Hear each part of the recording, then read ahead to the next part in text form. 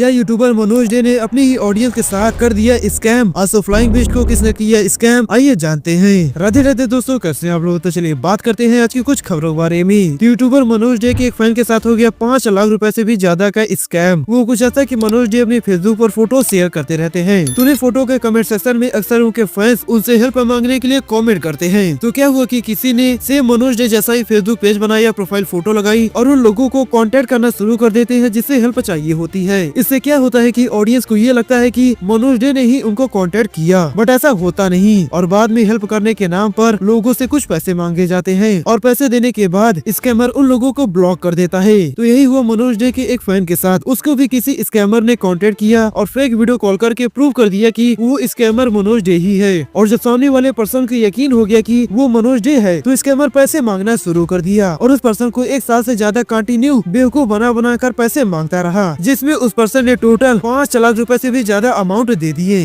नहीं आता है और वो स्कैमर मेरे ही नाम से फेक पेज बना करके आपको रिप्लाई में अपना नंबर डाल देगा और लिख देगा मैं मनोज दे बोल रहा हूँ, आप मेरे से कांटेक्ट कर लो। अब आप उसको मैसेज करोगे या कॉल करोगे, वो आपसे व्हाट्सएप से कॉल करेगा, व्हाट्सएप मैसेज करेगा, डायरेक्ट फोन पे बात नहीं करेगा क्योंकि कॉल रिकॉर्ड हो जाता है। और व्हाट्सएप पे ही आपसे वो बात करेगा और जब आप व्हाट्सएप पे बात करेंगे तो आपको वो बोलेगा मैं मनोज देव बोल रहा हूँ, मैं आपका चैनल मोनेटाइज करवा दूंगा, आपको 2000 रुपया देना होगा। इनसे भी पहले 2,000 लिया गया है। ये आप सुनो, कान खोल के सुन ले ये बात कि पहले 2000 ही लिया गया था। जिनसे 5,70,000 का स्कैम हुआ है उनसे पहले 2,000 रुपया। मैं तुम लोगों को बता दूं कि अगर कोई ऑनलाइन पैसे मांग रहा और ये बोल रहा है कि पहले पैसे दो फिर काम होगा, तो कभी भी मत देना, क्योंकि आजकल ऐसे ऑनलाइन स्कैम इतने ज्यादा हो रहे हैं कि आप उम्मीद भी नहीं कर सकते। और ये वीडियो अपने दोस्तों को भी शेयर करना ताकि वो भी अवेयर हो जाएं। तो मुंबई के Sunny Waghchaure, also known as golden man, को जान से मारने की धमकी दिया गया। जी हाँ, आपको बता दूं सनी गोल्डन मैन के नाम से फेमस सनी वाघचेरे को लॉरेंस बिश्नोई गैंग की तरफ से धमकी मिलना शुरू हो गई है। बीते दिनों शुभम लोनका नाम के एक पर्सन ने गोल्डन मैन को व्हाट्सएप करके ये बोला कि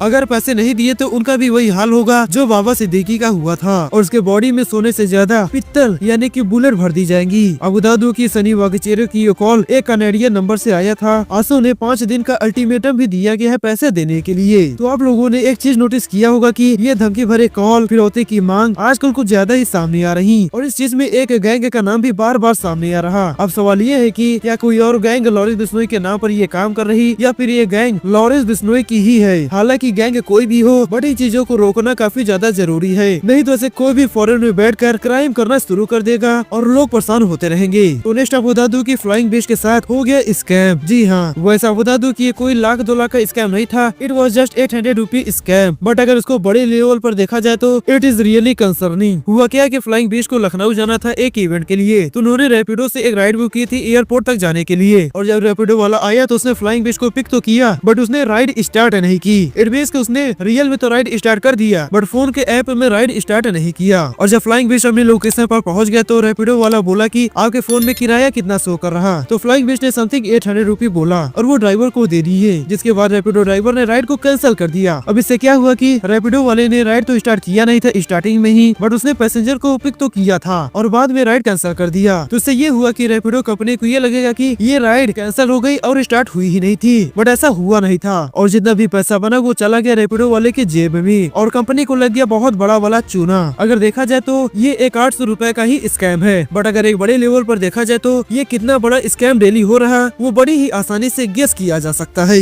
स्कैम क्या होने साथ भाई, मैं स्कैम हुआ, रैपिडो कैब करी मैंने, मैं भूल गया उसको वो देना, OTP देना, और मुझे पता भी नहीं चला। उसने राइड स्टार्ट कर दी, राइड चल रही जब उसने ड्रॉप किया और राइड स्टार्ट में मुझे पूछा भैया कितना दिखा रहा था। मैंने कहा 801 रुपये दिखा रहा था। तो जब उसने उतारा मुझे कहते पेमेंट कर दो, मैंने कहा दिखाओ कितना हुआ, राइड तो एंड करो। उसने राइड एंड करी, राइड कैंसिल हो गई। मैंने कहा कैंसिल कैसे हो गई? तो भाई ने राइड स्टार्ट ही नहीं की थी, मुझे भी रियलाइज नहीं हुआ। सुबह का टाइम है, मैं आँख बंद करके कुछ अपना कर रहा हूँ। तो भाई ये मतलब उसने फिर मुझसे कहा पूरा, मैं कहा मेरे को बिल चाहिए, मैं लड़ा नहीं उससे, मैंने जो मांग रहा था दे दिया। पर भाई नया टाइप का स्कैम है, मैं एक श्योर कर लिया करो तुम्हारी राइड स्टार्ट हो चुकी है। नहीं तो पता तुम्हें कहाँ का कहाँ ले जाए, रैपिडो को ऊबर को भी कुछ वो भी फिर हेल्प नहीं कर पाएंगे।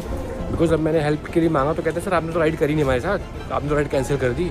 भाई नया स्कैम आ गया मार्केट में। तो क्या यूट्यूबर वल्ली देसी ने बागेश्वर धाम महाराज धीरेन्द्र शास्त्री को एक्सपोज कर दिया? अभी रिसेंट में वल्ली देसी यूट्यूब चैनल ने एक वीडियो रिलीज किया धीरेन्द्र शास्त्री के रिगार्डिंग, और इस वीडियो में उन्होंने एक एक्सपोज किया है कि धीरेन्द्र शास्त्री जो पर्चे बनाते हैं वो कैसे बनाते हैं। और इसी वीडियो में उन्होंने ये भी दिखाया कि धीरेन्द्र शास्त्री के पर्चे कई बार गलत भी हो जाते हैं। इट मींस कि कभी कभी धीरेन्द्र शास्त्री पर्चे गलत भी बना देते हैं, विश्वास की उनके पास कोई भी शक्ति नहीं है जैसा कि वो क्लेम करते हैं। वो बस कॉमन सेंस का यूज करके पर्चे बनाते हैं। तो पहले आप ये वीडियो देखो। कभी पर्चा लिखा जाता है, फिर जब वो पर्चा पढ़ते हैं तो he is pretty much spot on, लेकिन फिर वो कुछ बोलते हैं। क्रिकेट मार्ग में आगे बढ़ना चाहते हैं और आगे जो है उन्नति होगी। और ये सुनने के बाद बच्चा अपनी मम्मी को देखता है और मम्मी अपने पति को देखती है। फिर वो धीरे से ऑफ माइक उनको बोलती है, ये बैडमिंटन खेलता है। जी जी जी। यहाँ पे मुझे ऐसा लगता है कि हुआ ये था कि जब वो आंटी पहली बार आती है ना, तो वो कुछ बोलती है। यहाँ बच्चे के टूर्नामेंट के लिए आए थे। तो आई थिंक उन्होंने जब टूर्नामेंट सुना ना, तो उनके दिमाग में ना क्रिकेट टूर्नामेंट ऐसा कुछ रिंग बज गया I think, and I think वहां से थोड़ी सी ऐसा स्लिप अप हुआ है। ये बैडमिंटन खेलता है। तो आफ्टर दिस वीडियो वाली देसी ने ये भी बताया कि धीरेन्द्र शास्त्री बहुत अच्छा काम भी कर रहे हैं। अब उन्होंने ये क्यों बताया धीरेन्द्र शास्त्री को एक्सपोज करने से पहले और बाद में, क्या ये बस इसलिए ताकि उनको धीरेन्द्र शास्त्री के लोगों से कोई प्रॉब्लम न हो और वो सेफ रहे, या सच में वल्ली देसी धीरेन्द्र शास्त्री को दो तरीकों से एडमायर करते हैं? आपको क्या लगता है? चैनल को सब्सक्राइब करके कमेंट सेक्शन में बताएगा जरूर। तो नेक्स्ट आपको बता दूं कि अगर आप AI जनरेटेड कंटेंट बनाते हो यूट्यूब पर, तो आपके लिए एक बहुत ही बुरी खबर है, क्योंकि रिसेंटली यूट्यूब ने अपना न्यू रूल अनाउंस किया है जिसके अंडर AI जनरेटेड कंटेंट की कोई भी जगह नहीं। इतना ही नहीं, इस रूल के आने के बाद यूट्यूब ने 16 चैनल को डिले कर दिया जिसमें 4.7 बिलियन से ज्यादा व्यू, 35 मिलियन से ज्यादा सब्सक्राइबर थे। तो सीम्स कि अगर आपको कंटेंट क्रिएशन की फील्ड में आना है तो you have to hard work, वो भी बिना AI के। तो ये रूल आपको कैसा लगा कमेंट सेक्शन में बताएगा जरूर। और अगर आप इस चैनल पर नए हैं और वीडियो इन्फॉर्मेटिव लगी हो तो चैनल को सब्सक्राइब करना मत भूलना।